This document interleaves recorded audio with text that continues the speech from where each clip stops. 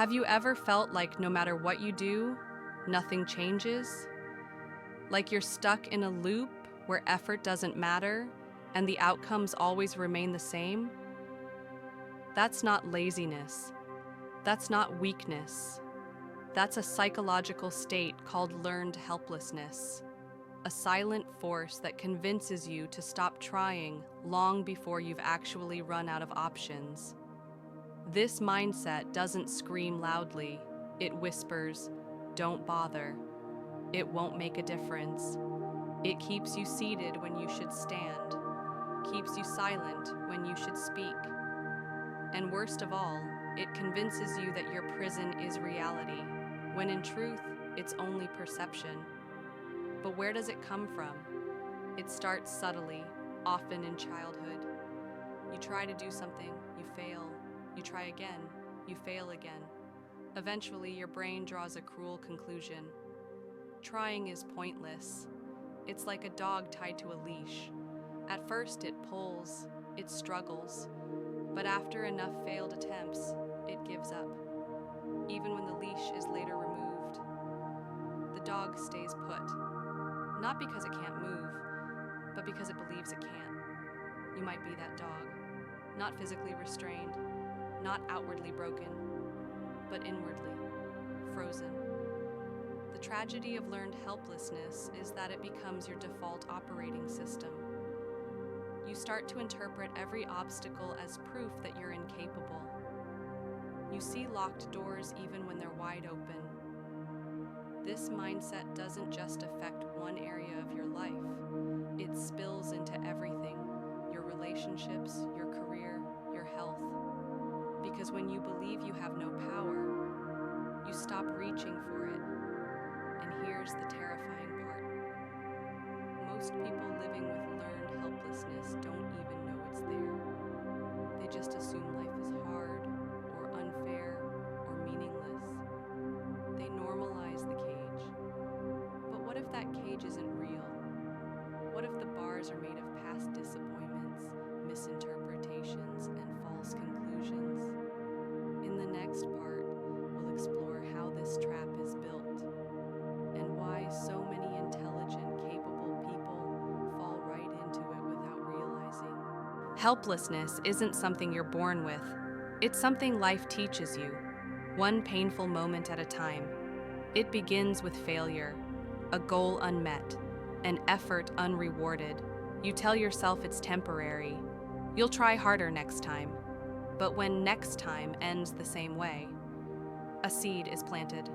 That seed says, maybe it's not just the situation, maybe it's me. And that idea, quiet, subtle, corrosive, starts growing. Each new failure adds water. Each dismissal, each rejection, each moment you weren't heard, acts as sunlight, until that seed blossoms into a belief: I can't. The most dangerous part? You're unaware it's happening, because the world doesn't always teach you that persistence leads to progress. Sometimes it teaches you that persistence leads to pain, and your brain, designed to protect you, starts steering you away from trying. This is what psychologists discovered in the 1960s.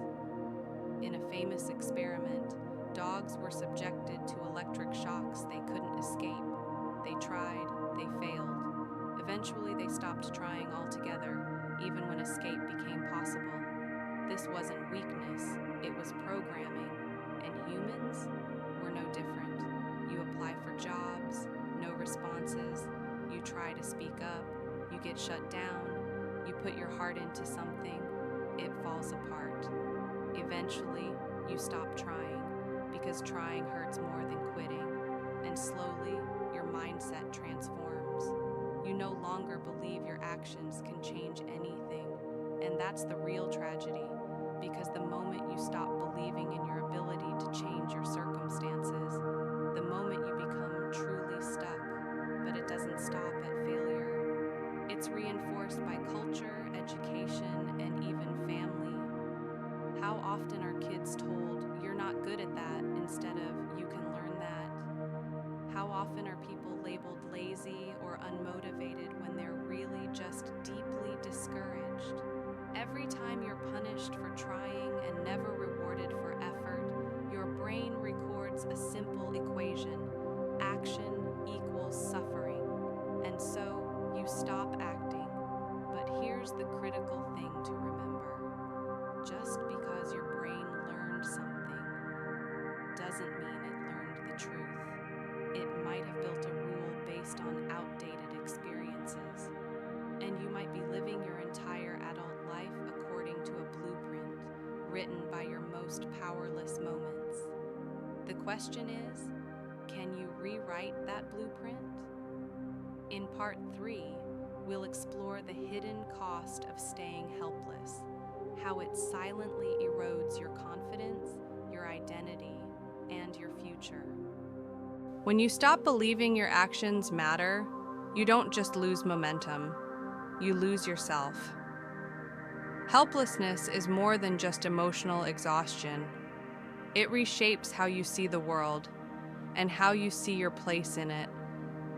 At first, you feel stuck in one area of life, a relationship that never improves, a job that goes nowhere. But slowly, helplessness spreads like ink through water.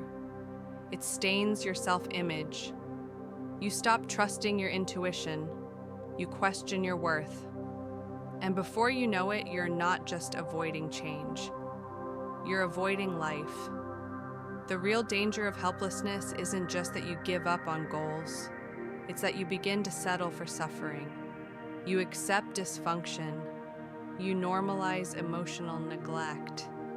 You tolerate toxic situations because your mind says, this is just how life is. But that lie comes at a cost. Your confidence begins to wither, not because you failed, but because you've stopped even considering success. You play small. You stay quiet. You lower your standards until you don't even recognize the person you were meant to become. And here's what's even more insidious. You begin resenting others who do believe in themselves. Their hope offends you. Their ambition feels delusional. Because if they can move forward, it means you could have too. And that realization hurts more than anything.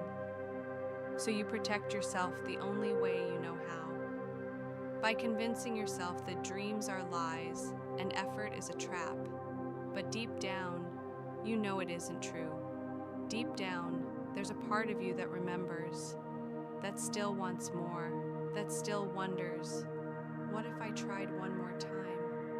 But that voice is muffled, buried beneath years of self-doubt, disappointment, and quiet defeat. The longer you stay in helplessness, the more it becomes your identity. Not just something you feel, but something you are. And breaking free from that isn't about motivation. It's about unlearning everything that told you you're powerless. And that unlearning starts with awareness.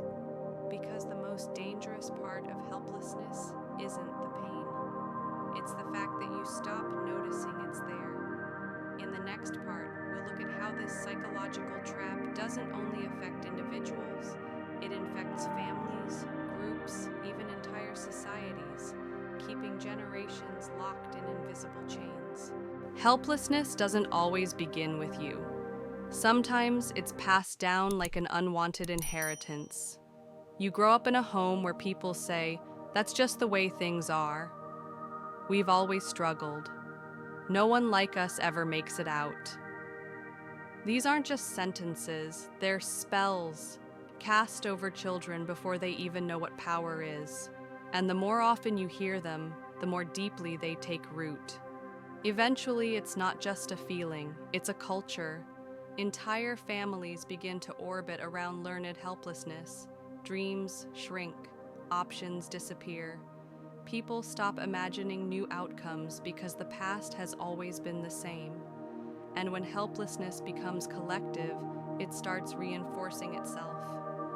One person tries to break out, and they're met not with encouragement, but with warnings. Don't get your hopes up.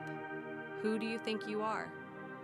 Not because people want to see them fail, but because they've been conditioned to expect failure. It's protective in a twisted way. Better to kill your ambition early than let it die slowly later. But that survival strategy turns into a prison, a generational one. Communities can suffer the same fate. People stuck in cycles of poverty, discrimination, or systemic neglect often develop a shared narrative. We don't have power. We don't get opportunities. This is just how it is. And the tragedy is, sometimes those beliefs are accurate at first. The world is unfair. Some people are born into systems that work against them. But when that truth becomes your identity, when injustice turns into inevitability, you stop even noticing the door might be unlocked. Collective helplessness is heavy. It makes progress look like betrayal. It makes hope feel naive. It makes anything new seem dangerous. But someone has to be the first to challenge the narrative. To ask, what if we were wrong about what's possible?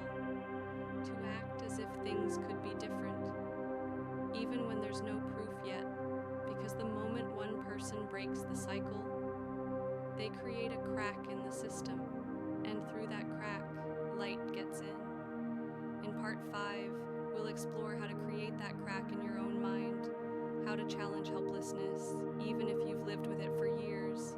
If helplessness is a story you were told, then healing begins when you stop reading that story as truth. The first step to breaking the mental script is realizing this. Your past outcomes do not define your future potential. Just because something didn't work before doesn't mean it can't work now. But as long as you're living through the lens of old experiences, you'll keep rehearsing the same limitations, expecting different results, and calling it realism. Here's the truth. Learned helplessness thrives on assumptions. I can't. It won't matter. Why try? But every assumption is a door, and you won't know what's behind it until you knock. So how do you change the script? Start small. Helplessness tells you that nothing you do will matter. Prove it wrong with something that does. Clean one drawer, take one walk, say no one time. Each small act of agency chips away at the false wall your mind has built. And here's the key. You don't wait to feel confident. You act before you're ready, because confidence doesn't create action. Action creates confidence. The brain is always watching. It records every time you follow through and every time you don't. Each choice is a signal. Do I have power or not?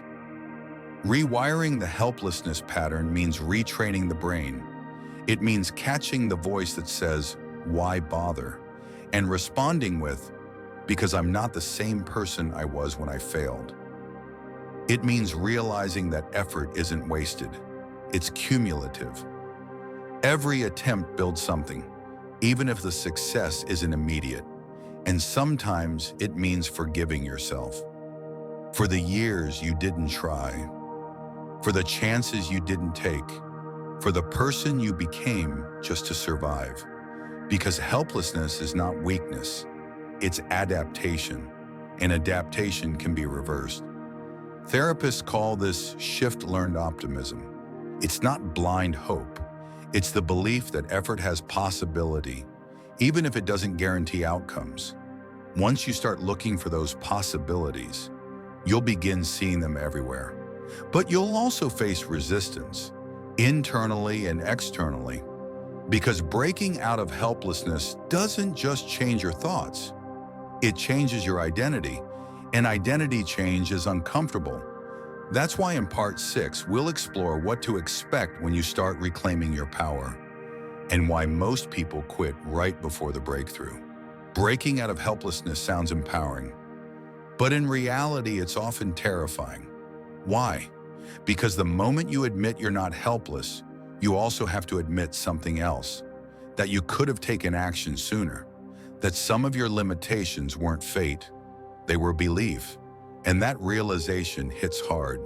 It's easier to stay powerless, easier to blame the world, the timing, your upbringing, the system.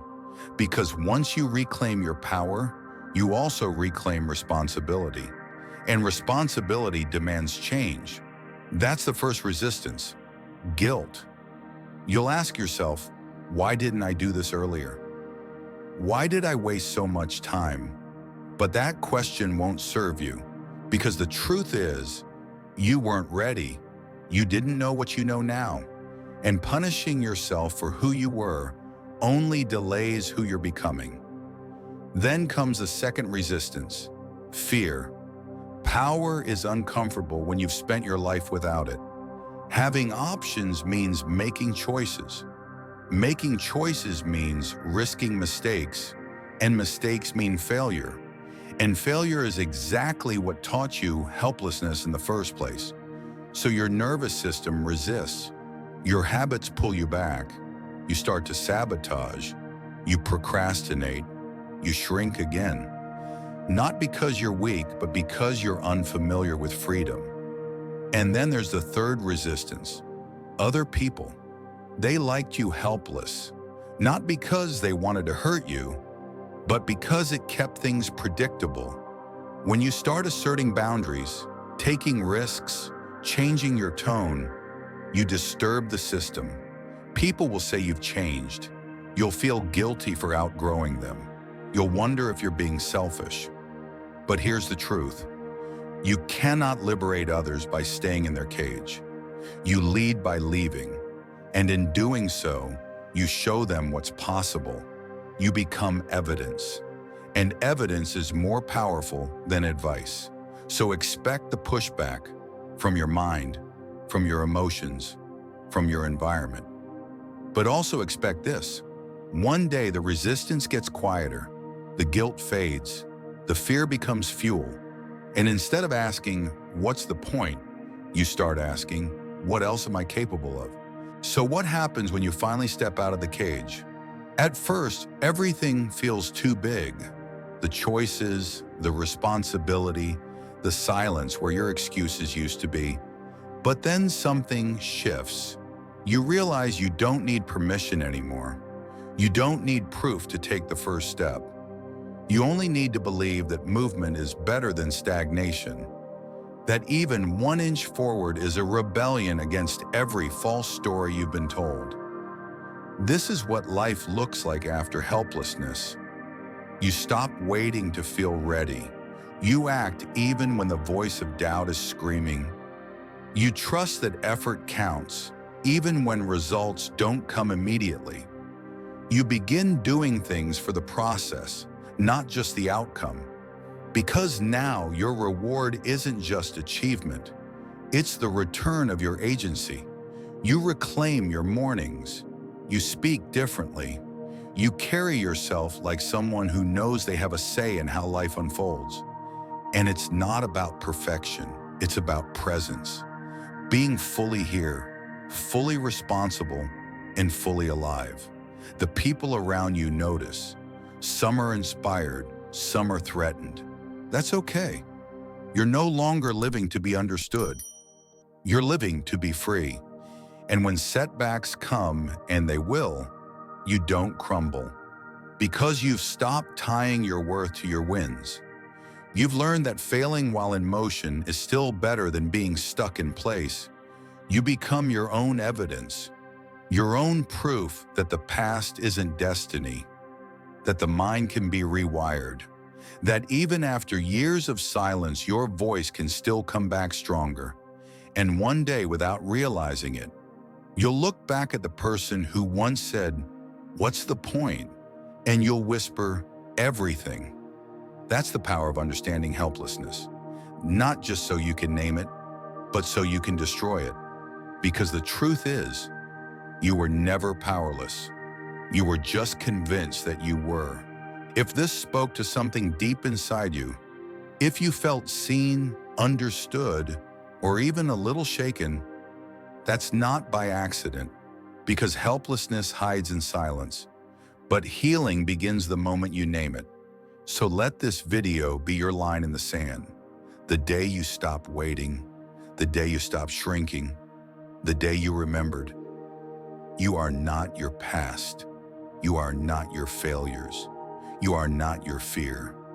You are possibility. And you don't need to know every step ahead. You only need to take the next one.